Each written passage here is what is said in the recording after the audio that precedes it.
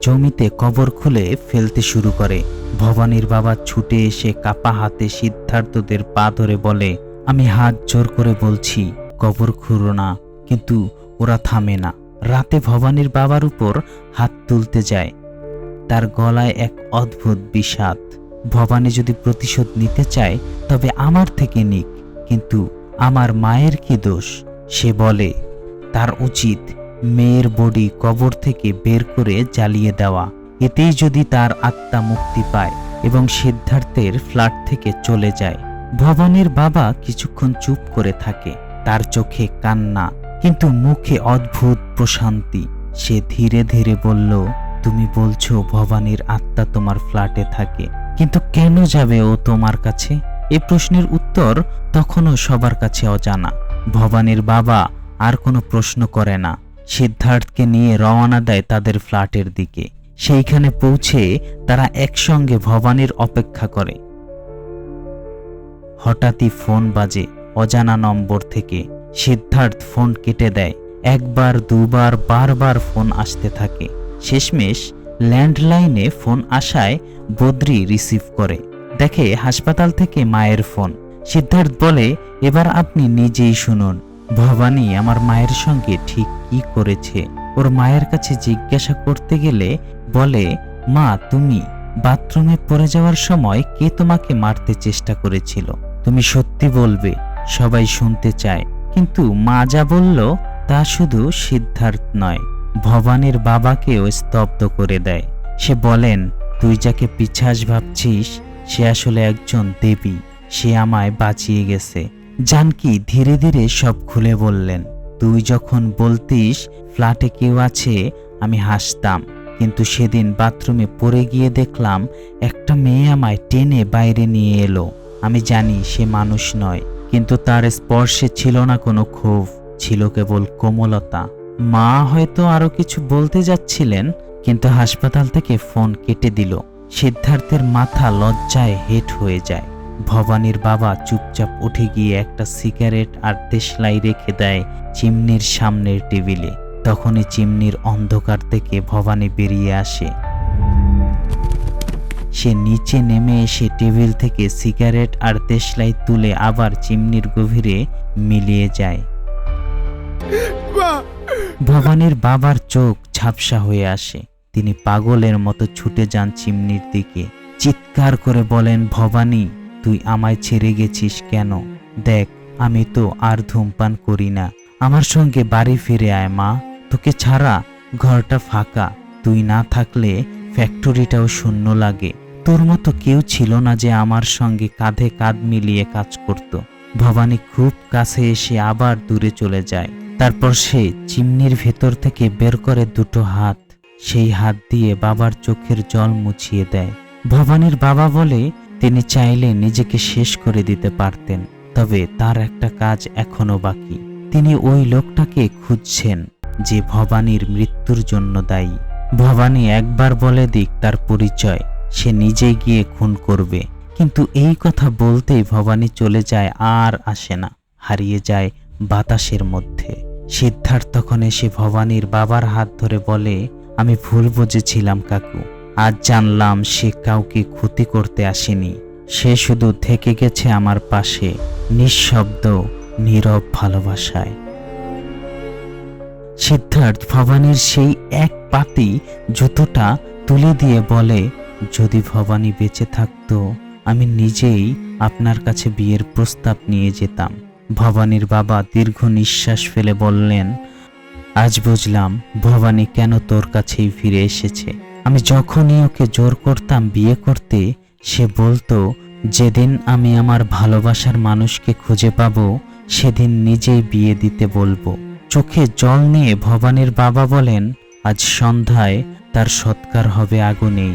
কিন্তু সিদ্ধার্থ বাধা দেয়, না এখন না, তাকে তো আমি ভুল বুঝে তাড়িয়ে দিতে চেয়েছিলাম। আজ যদি তাকে সত্যি চিরতরে বিদায় দেই তাহলে আমি নিজেকে কোনো দিনও ক্ষমা করতে পারবো না। সে ভবানীর বাবার কাছে 3 দিনের সময় চায়। এই সময়ের মধ্যে সে খুঁজে বের করবে সেই মানুষটিকে যার ভুলে ভবানী হারিয়ে গিয়েছিল জীবনের মায়া থেকে। ভবানীর বাবা মাথা নাড়েন। এ যেন এক অদ্ভুত শান্তির সন্ধানে দুজন মানুষের এক চুক্তি। সিদ্ধার্থ আর সময় নষ্ট করল না। সে বন্ধুদের সঙ্গে যায় লোকাল থানায়। পুলিশকে বলে ভবানীর বাবা আসলে তার আঙ্কেল। তথ্য অবশ্য মিলল।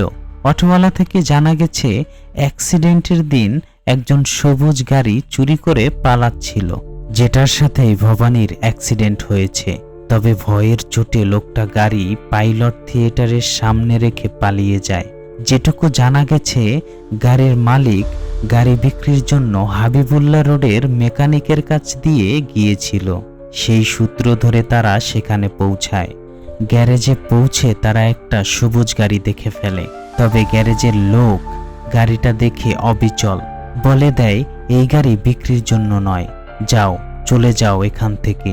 কিন্তু সিদ্ধার্থ থামে না। ওরা গ্যারেজের এক কর্মীকে গোপনে ধরে। তাকে বিরিয়ানির প্রলোভন দেখিয়ে জানতে পারে গ্যারেজের মালিক ওর আত্মীয় সম্পদের থেকে সবুজ গাড়িটা ধার করেছিল এবং সেদিন থেকেই পুলিশ ওদের পিছু নিয়েছিল। কিন্তু রবি গাড়িটা নিয়ে পালায়। রবির খোঁজ পাওয়া যায় এক সেলুনের মধ্যে। সিদ্ধার্থ গিয়ে তাকে চেপে ধরে। তুই ভবানীকে মেরেছিস, তাই না? রবি অস্বীকার করে বলে, আমি কাউকে ধাক্কা মারিনি, আমি তো ওকে দেখিইনি। রবি জানায় অ্যাক্সিডেন্টের দিন তার বউয়ের সঙ্গে সে ছিল। 13 বছর বিয়ে হলেও তাদের কোনো সন্তান হয়নি। সে কারণে তারা হাসপাতাল থেকে একটা শিশু চুরি করে পালাচ্ছিল। এই কথা শুনে সবাই হতবাক। সে বলে, হ্যাঁ, আমি দোষ করেছি, কিন্তু আমি কোনো দুর্ঘটনা ঘটাইনি। তখন আকস্মিকভাবে রবি ওর বোনকে জিজ্ঞাসা করে জানতে পারে যে সে নাকি ভবানীর অ্যাক্সিডেন্টের প্রত্যক্ষদর্শী ছিল। মেয়েটা প্রথমে চুপ থেকে তারপর সত্যি বলতে শুরু করে। সিদ্ধার্থ এগুলো শুনে কিছু না বলে হঠাৎ চুপচাপ বেরিয়ে যায়। বন্ধুরা কিছুই বোঝে না। এই নীরবতা, এই চাহনি হঠাৎ এমন ভারী কেন? সিদ্ধার্থ একাই গাড়ি নিয়ে ছুটে যায় আদায় কালামের কাছে। সঙ্গে নিয়ে যায় একটা আপেল বাক্স। গিয়ে বসে তার সামনে। শান্ত গলায় প্রশ্ন করে, কাকা, এই আপেলগুলো কি রঙের বলুন তো? আচমকাই যেন প্রকৃতি অশান্ত হয়ে ওঠে। দমকা ঝড় উঠে যায় রাস্তায়। কালামের অটো উল্টে পড়ে। চারপাশ থেকে এক অজানা আর্তনাদ ভেসে আসে। কিন্তু সিদ্ধার্থ শান্ত।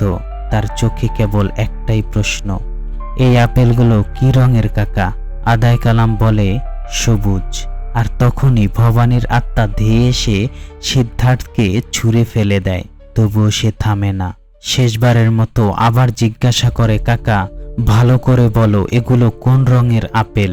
আদায় কালাম ভয়ে জবাব দেয়, সবুজ। ঠিক তখনই ঝড় থেমে যায়।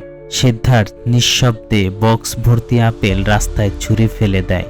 তার মুখে তখন একটাই কথা, সব বুঝে গেছি। সেই রাতেই সিদ্ধার্থ একা চলে যায় ভবানীর কবরের কাছে। নিঝুম অন্ধকার, বাতাসে পাতার দোল, আর দূরে জ্বলতে থাকা ফ্যাক্টরির আলোয় দেখতে পায় ভবানী তার কাছে আসছে। নিঃশব্দে একটু একটু করে ধীরে ধীরে হাত বাড়িয়ে দিতে চায় সে, কিন্তু সিদ্ধার্থ তাকে উপেক্ষা করে চলে যায় ভবানীর বাড়ির দিকে। ভবানী এবার আর সহ্য করতে পারে না। পিছন থেকে এসে সিদ্ধার্থের গলা টিপে ধরে। এই টানাপোড়েনের হাহাকার দেখে ভবানীর বাবা দৌড়ে আসে বাইরে। সিদ্ধার্থ বলে, আমি জেনে গেছি ভবানীর মৃত্যুর জন্য কে দায়ী। ভবানীর বাবা রেগে ওঠেন, বল, কে সেই খুনি? তখন সিদ্ধার্থ 2 হাত জোর করে বলে, চোখ নামিয়ে বলে, কাকু, আমার গাড়ি ওকে ধাক্কা মেরেছিল। ওর মৃত্যু হয়েছে আমার অজান্তে, আমারই ভুলে। তোমার যদি এখন মনে হয় আমায় মেরে ফেলো। এই এক স্বীকারোক্তিতে কেঁপে ওঠে রাতের বাতাস। ঘড়ির কাঁটা ফিরে যায় সেদিনের সকালে। ভবানী স্কুটিতে চেপে বাড়ির দিকে যাচ্ছিল। মুখে শান্ত এক হাসি। তার চোখে ছিল হাজারো স্বপ্ন। তবে অন্যদিক থেকে ছুটে আসছিল সেই সবুজ গাড়ি, যার মধ্যে ছিল রবি ও তার স্ত্রী। সেই গাড়ি ভবানীর স্কুটির কাছাকাছি চলে এসেও অদ্ভুতভাবে ধাক্কা দেয়নি, বরং পাশ কেটে চলে যায়। তবে সেই মোড়ে আরেকটা লাল গাড়ি টান নেয়। ড্রাইভিং সিটে ছিল সিদ্ধার্থ। ঠিক তখনই ফোন আসে তার মা জানকীর। সিদ্ধার্থ ফোনটা তোলার সময় সামনের রাস্তা ঠিকমতো না দেখে অবচেতনে গাড়িটা একটু বামে ঘোরায়, আর তখনই ভবানীর স্কুটি লাগে ধাক্কা। ছিটকে পড়ে ভবানী, রক্তে ভেসে যায় রাস্তা, আর সেটাই হয়ে যায় তার জীবনের শেষ অধ্যায়। এই দৃশ্যটা চাক্ষুষ দেখেছিল দুজন, রবির বোন আর আদায় কালাম। কিন্তু এখানেই আসে গল্পের মোড়। আদায় কালাম ছিল কালার ব্লাইন্ড, রং চেনার ক্ষমতা নেই তার।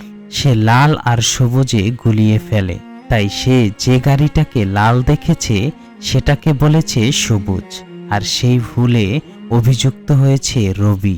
ভবানীর বাবা প্রতিদিন ছুটে গেছে আদায় কালামের কাছে সে সবুজ গাড়ির সন্ধানে, যেটা আদতেই সবুজ ছিল না। এমনকি কালার ব্লাইন্ড হওয়ার কারণে হাসপাতালে নিয়ে যাওয়ার সময় সিগন্যালের রেড লাইটকে সবুজ ভেবে আদায় কালাম একটা বাইক ধাক্কা মারে। কিন্তু এগুলো সবকিছুর থেকে অজানা সিদ্ধার্থ। ভবানীকে হাসপাতালে নিয়ে যাওয়ার সময় সিদ্ধার্থের অশান্ত মুখ, হেল্পিং নেচার আর ভবানীকে বাঁচানোর অশেষ প্রচেষ্টা দেখে ভবানী ওকে ভালোবেসে ফেলে।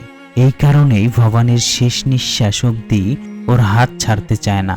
সে একবার হলেও ঈশ্বরের কাছে প্রাণ ভিক্ষা চেয়েছিল সিদ্ধার্থর সাথে বাকি জীবনটা কাটানোর জন্য।